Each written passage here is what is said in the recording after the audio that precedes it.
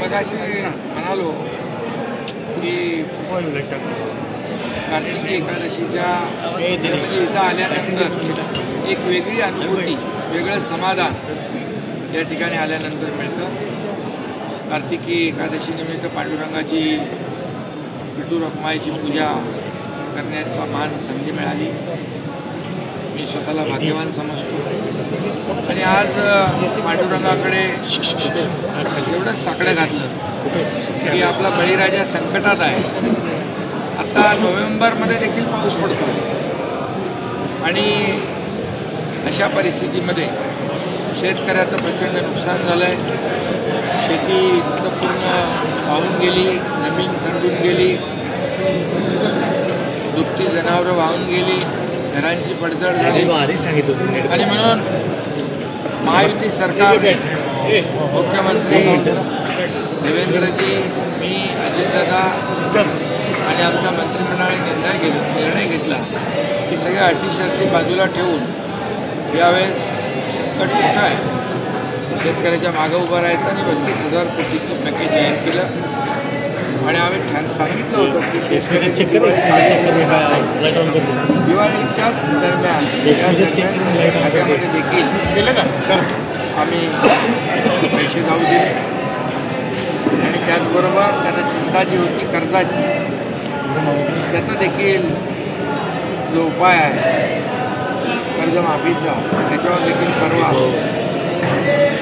आम्ही सरकारने निर्णय घेतला की कर्जमाफीसाठी समिती नेमली आहे. त्याची शिफारस एप्रिलच्या पहिल्या आठवड्यात येईल आणि जून 30 पूर्वी तोही निर्णय आम्ही घेण्याचा निर्णय घेतलेला आहे.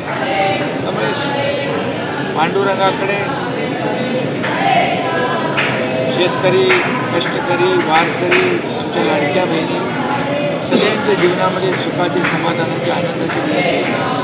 महाराष्ट्रावरचं सगळं संकट दूर होऊ दे, सगळी अरिष्ट दूर होऊ दे आणि महाराष्ट्र कायम सगळ्या क्षेत्रामध्ये नंबर 1 राहू दे.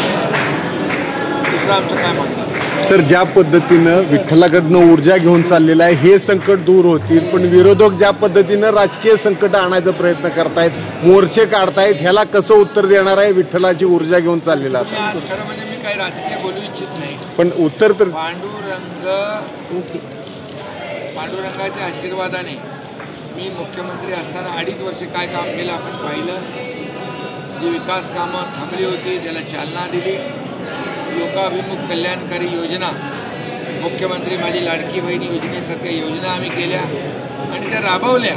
त्या घोषणा नाही केल्या, दिलेला शब्द आम्ही पाळला आणि म्हणून त्याच्यामध्ये मुख्यमंत्री असताना आम्ही तिघांनी जो शब्द दिला होता कर्जमाफीचा, त्याच्यावर देखील आम्ही निर्णय घेतला. आणि आता देवेंद्रजी आणि आम्ही ही आमची सेकंड इनिंग सुरू झाली आहे आणि लोक कामाला महत्त्व देतात, जे विकासाला महत्त्व देतात. आणि आमचा अजेंडा जो आहे, आमचा अजेंडा एकदम क्लिअर आहे, डेव्हलपमेंट आणि डेव्हलपमेंट. त्यामुळे विकास हाच आमचा अजेंडा आहे आणि म्हणून त्याच्यावर आम्ही पुढं जातो आहे. यामध्ये देश पुढं चालला आहे. प्रधानमंत्री मोदींच्या नेतृत्वाखाली आज आपली आर्थिक महासत्तेकडे आपली वाटचाल सुरू आहे. जगातल्या अनेक देशांची अर्थव्यवस्था डबघाईला आलेली असताना आपली अर्थव्यवस्था मजबूत करण्याचं काम देशाचे प्रधानमंत्री करतात आणि त्यामध्ये महाराष्ट्राचं योगदान मोठं असलं पाहिजे हा आमचा प्रयत्न आहे. आणि त्यामुळे आम्ही कामाला महत्त्व देतो. त्यामुळे महायुती, काम करणारं महायुतीचं सरकार आहे. जनता महाराष्ट्रातली शून्य आहे आणि त्यामुळे कामाच्या जोरावर आम्ही आरोपाने आणि टीकेने उत्तर देत नाही, कामातून उत्तर देतो. म्हणूनच झालेल्या विधानसभेमध्ये महायुतीला लँडस्लाईड विक्ट्री मिळाली. चंद्रभागेचा जो विषय मगाशी घेतला होता, महायुतीला कामाच्या जोरावर, विकासाच्या जोरावर लोक पाठिंबा देतील. चंद्रभागेचा आपण म्हणाला, यामध्ये आपल्या नगरविकास विभागाने 120 कोटीचा टप्पा मंजूर केला आहे. यामध्ये STP आहे, भुयारी गटार योजना आहे, चंद्रभागेमध्ये जी काही महिला मिश्रित जे काही सांडपाणी जातं ते थांबवण्यासाठी हे प्रकल्प एक पहिलं पाऊल टाकलेलं आहे आणि चंद्रभागा प्रदूषणमुक्त झाली पाहिजे ही सरकारची भूमिका. सर याच्यात काय झालंय सर, याच्यामध्ये काय आहे, चंद्रभागेची मालकी कोणाची हेच निश्चित होत नाहीये, त्यामुळे कोण एजन्सी याचं लक्ष देणार हे पाहिलं जात नाहीये.